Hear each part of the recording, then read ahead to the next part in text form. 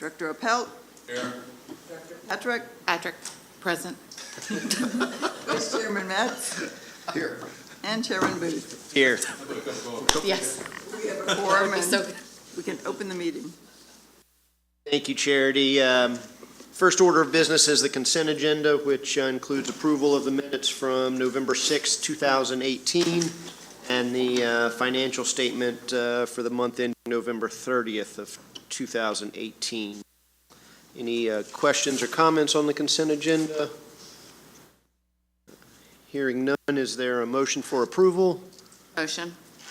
Have a motion. Is there a second? Have a second. Alan. Call it for a roll, please. Vote. Director Freeman. Director Trent. Aye. Director Appelt. Aye. Director Patrick. Aye. Vice Chairman Metz. Aye. And Chairman Booth. Aye. Consent agenda. Thank you. Next item on our agenda is public comment. Seeing none at this time, I think we can move on to new business. Dave, would you like to lead us Certainly. off, please? Pleased to do so, Mr. Chairman. As the authority is aware, from time to time, staff likes to bring forth the wetland confirmation expiration dates, just as a small update to let you know where we stand. I can let you know that the parcels that we refer to as the Lockowitz pieces, those three parcels at the corner of Victory Boulevard and City Hall Avenue, expire on May 18th, 2021. So that's not exactly around the corner. I will also let you know that Ms. Gavaza has been working with Sandy Brenson, as the authority is also aware, to have the parcel 27-1-94A reconfirmed. As you'll note, that is the parcel near the traffic circle adjacent to the Sevilla building, if you will.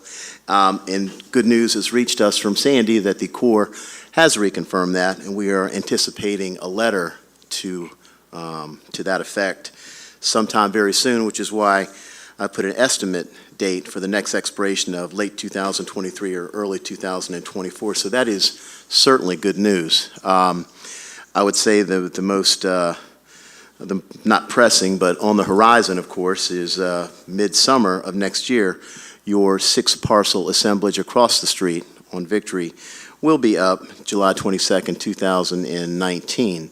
And that's where we stand on those properties, Mr. Chairman.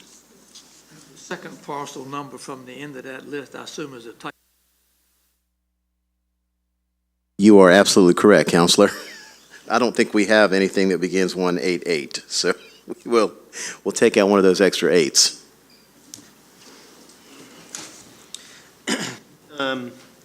On the discussion of the wetlands, Sandy is aware of the expiration as it relates to the Big Woods assemblage across Victory Boulevard.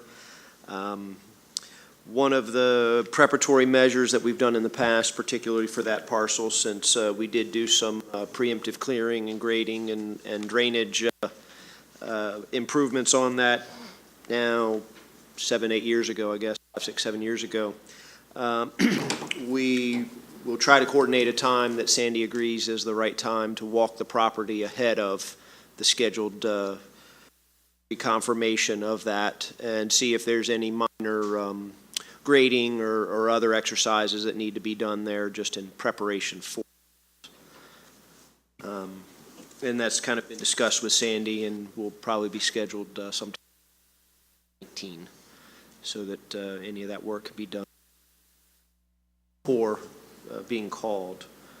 On a similar note, would like to add the possibility of bringing to the table in 2019 some discussions related to the traffic circle piece. While we did get reconfirmation of that, there are some areas on that parcel that are, while still passing, potentially could use some attention from us just to kind of keep them as uplands dry property and not let them slide with some of the changes in regulations in future areas that could be problematic in future development if we let it slide that way. So we may invite Sandy, with your guys' agreeance to that, to kind of come in and talk about some of the regulation shifts that have been occurring. What recommended action she may have in order to maximize our opportunity there. Questions of Dave or Charity as it relates to the current wetlands status?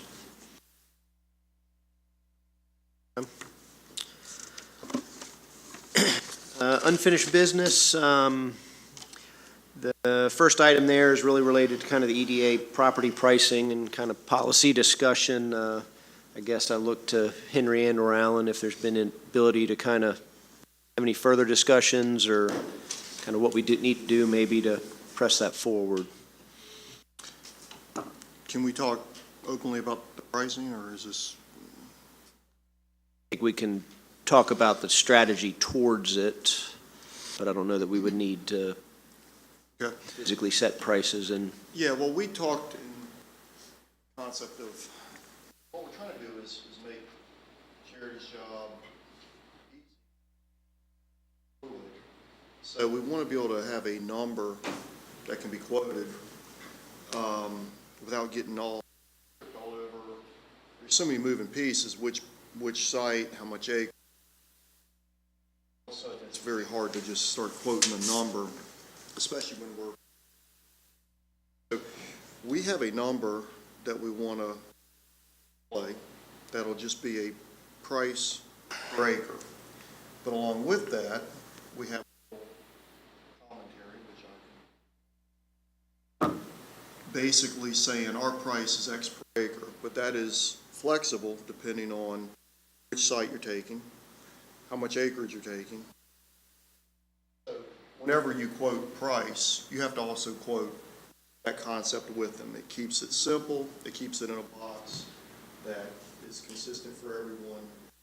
Go from there. So naturally a buyer is flexible and they're always going to think, well, everything's just open negotiation, and that's okay to an extent, but again, it has to be, it's not a giveaway. I mean, flexible could mean no discount. Heck, it could even mean they got to pay a premium that we have to offset some kind of impact because of this site. Or flexible could, in an extreme example, mean it's free if the economic engine or the benefit was so incredibly fantastic. So there's a range of what flexible could mean. But the point is, we are going to have, and we're ready to provide our recommendation for that basic per acre price with the caveats that everything can be flexible. Obviously, someone buying 6 acres, there would be acreage discount than if someone's just buying 1 acre on the corner. So to me, it's simple. Her be able to have that initial conversation with someone without everything just completely vague. Does that make sense? We have that number, which we can, I don't know what percent it is, after them, whatever you recommend. well, so maybe for the January meeting, I'm assuming it's going to vary based on if you're across the street or you're on this side of City Hall, or is No, it kind of, we're looking at a... That's kind of the point. We're just Okay. having a number, but Yep, you know, understanding that it's... with that, obviously, if it's an interior parcel, the price has great potential to come down. But it's just really hard to just create all these different acreage prices and who it is and that's where they are. good point. Yeah. You're just all over the board. So Well, I think for the purposes of today, we can put that out on the table and then kind of use that as a discussion point if there needs to be some break point for high visibility, Victory Boulevard frontage, premium or something onto that. We certainly can modify that if need be. Yeah, sure. Yeah. So our basic per acre price is $300,000 per. You have to set the bar high enough to where if they're trying to take the best corner piece, boom. But you start coming interior, you start coming multiple sites, then all of a sudden, hey, well, hold on, what are you trying to do here, and let's talk. So, Yeah. Speaking personally, from where I sit, that seems to make sense. You kind of are setting the retail price of if I was just showing up to buy property, irrespective of use, I'm setting the bar. And now this opportunity is where's the economic drivers for the city, and how does that factor into this opportunity that we're facing? because again, you might be having a, really high traffic use, and for them, that's a reasonable price anyway, and you want to be able to make sure your bar is set high enough to where that makes sense, and you flow down from there. Mr. Chairman, I can tell you that we appreciate that effort from the Real Estate Committee and the authority. That's going to make Charity's job, I won't say easier, but certainly it will help her a great deal.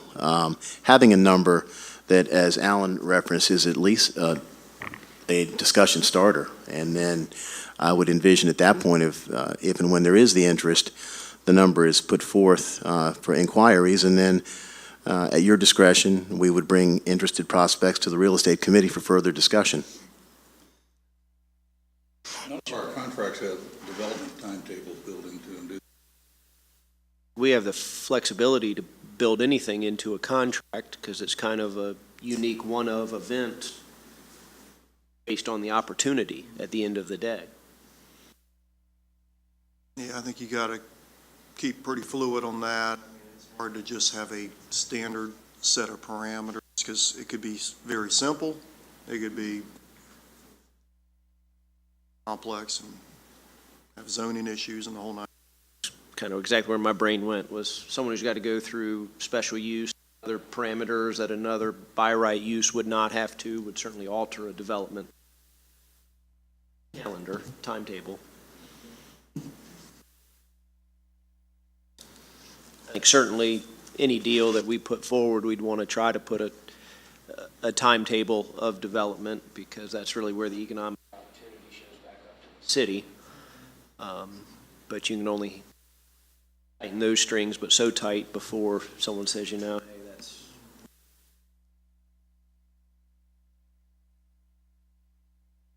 Additional comments or input related to this as a point of order? Well, I think this is a great starting point, and so I think it certainly frees up Charity and Dave to kind of have a talking point as it relates, and it's been a challenge, I guess, for the recent history.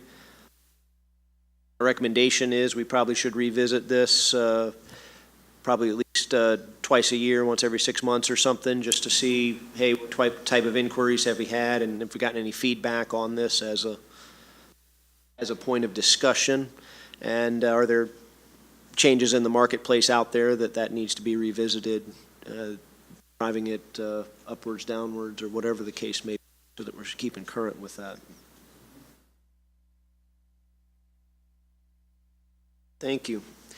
Next item of, of unfinished business is the fishing center contract. Dave, were you gonna? I'll be happy to Touch that. defer to Alan and Henry. I would just at this point say that EDA attorney prepared the contract. It was reviewed with some revisions offered by Henry and Alan.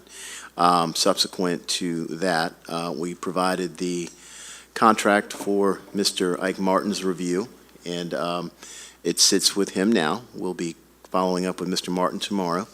He has expressed a desire, all things being equal and ready to go, to close on the property before the end of the year, and I took the liberty of letting him know I thought that was certainly amenable to the EDA, and that we would move towards that. I believe that Wayne has referenced in the contract a contemplated date on or about December 20th, if everything goes well, and I think we certainly would hope that we can stick to that date. We'll certainly keep the Real Estate Committee up to date. And hopefully by the end of the year, you folks will have sold another parcel, which is a good thing. That'd be good. Question. Yes. Under new business, you've got the Great Shot Brewery. Discussion. Another one was sent out following that. A recent one. Do you have the one that was put on the table? Here you go. Let me get, you have mine. That got amended in the final version. There was a computer glitch. You have to leave it all together. No longer new business. I didn't print the one on my email. For today, Not for today. so. Okay.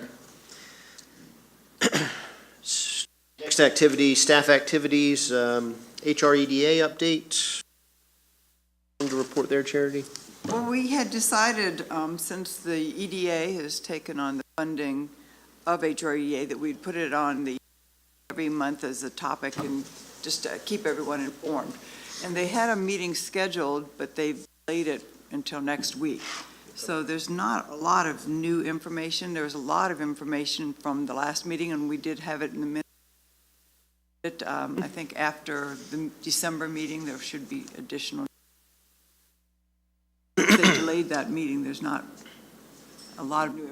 Now, just to reiterate, Rick Weddle will retire at the end in December, and they are not replacing him immediately. We have a plan that was reviewed in October that is being set forth and put in motion. And all of that information, again, is available online at the HREDA website, which is quite interesting. I would also like to have them come in. They were not available for this meeting, so ask if that was something that you wanted, but January meeting, Chad perhaps would be a good person to come in and update us on that plan if the I think if they're available, now, jumping ahead, but our January meeting is off schedule based on how the holiday calendar falls. Figured that most of us did not want to be here January 1st in the morning. So we've shifted the next meeting to January 8th, but if there is availability, I would like to hear an update. You could ask questions directly, and they could present the plan. A little bit of detail. I think it would be worthwhile. If there's availability there, I would be game to having them. If January doesn't work, we can certainly look to February. Ribbon cuttings, business update? Well, I do have, we have had some ribbon cuttings this year, although not a lot, but a lot of activity is happening all of a sudden. And we did open, review of the year even. The Poquoson compounding switched over from the drugstore to more of a gift store and compounding. Rice Electric with their beautiful new building. Bayview, what do I call it? Convalescent. It has new owners, so we did something there. Food Lion did a total makeover, and so we had something there. McFadder's is now open. In fact, the mayor's breakfast will be held there tomorrow morning, which will be interesting. Nice. In fact, I was there last night for their 2 pounds of shrimp for $9 deal, which is, I've done that a number of times. On Monday nights, pretty nice deal, steamed at your table. And then Taylor Dental and TJ's too, both should be opening before the end of the year, but you know how those building schedules work. I mean, the best laid plans don't always happen when we want them to, but the plan is both of those should be opening by the end of the year. Also, the Moore building, we'll probably do a ribbon cutting for them, and that leads into the next item, but they have filled the entire building with new tenants. They have a skin studio, that's the tattoo and piercing studio that's going to open probably not till the beginning of March. Coastal Coverage Insurance Group has opened and is doing existing business that transitioned into Poquoson, so not a startup, very good business. Missy and Curvy Boutique is opening where Pineapple Patch was, and the floor covering store is signed a lease and is making payments, but I'm not sure what's going to happen with that. But at any rate, we're hoping that in March we could do a whole building-wide ribbon cutting for all those new businesses. Update you of some of the business occurrences going on this time. Also, I don't know if anyone's gone down toward the point of Poquoson, but we used to be Back River Market. Bay Area Landscaping came in, they had somebody buy their property for a price they couldn't refuse. They wanted to find another location quickly, and they bought that property, and they have totally redoing it and opening down there. If you have a chance, drive by and see it. It's going to be, because that building was going into decay because the roof had holes in it and things. So they've completely bought it and completely redoing it and are operating business out of it.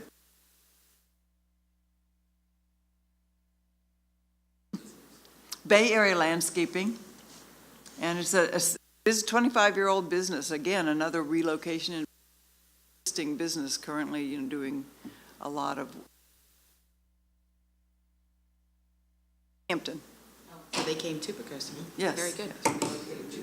Very good news for us.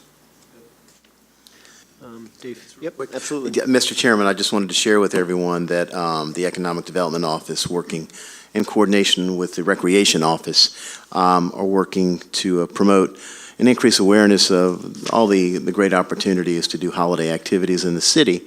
And this was born out of that idea. This is a poster that we've put with participating restaurants and businesses in the corridor. And Gretchen Gokenauer put this together for it. I'm going to pass it around for the authority. It lists all the businesses who are participating. It also highlights the fact that Poquoson's Christmas parade will be this Friday, Friday evening on Wythe Creek Road. The shopping and dining promotion is also supported by a specific website called visitpoquoson.com. So we encourage folks to go there and look at the specials that the participating businesses will be offering. We're hoping to grow this program again next year and utilize the visitpoquoson.com site for our restaurant week, which will be in March, and we'll have specific dates for the authority at the beginning of the year. But we're really happy with the participation, and hopefully on December 7th, 8th, and 9th, the parade will help leverage lots of attendance at the parade, of course, and folks will utilize the opportunity to visit all of our shops and restaurants in the corridor. And so I'll pass this around. Thanks. Encouraged all of them to also utilize social media individually, saying, participate in Poquoson Shop and Dine, and this is what we're doing, what kind of specials or sidewalk sales or free hot cocoa, but a lot of people are doing activities, and it's just a holiday kickoff, Poquoson's holiday kickoff, starting with the parade and shopping and dining and sales and Christmas decorations. So, Any comments or anything prior to us breaking here? Hearing none, we can move to adjourn. Thank you. Happy holidays, everybody.